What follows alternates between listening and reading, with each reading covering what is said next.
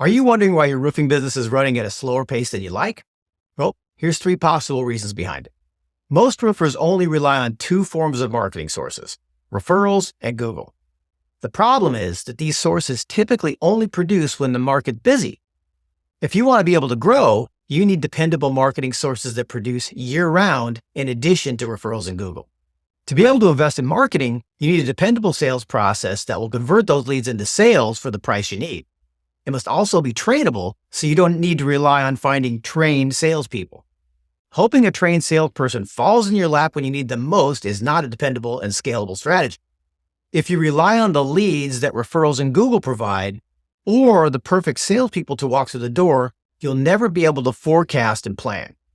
When the market is good, you'll have lots of leads but no salespeople because they're all in demand. When the market's soft, it's the opposite. Conversely, when you have a dependable marketing and sales process, you can plan and forecast to grow and scale. So, if your roofing business is slow, it's time to assess your marketing strategies, streamline your sales process, and clarify your vision. If you need help getting started, visit www.roofbizhelp.com for additional resources or schedule a chat with one of our experts today.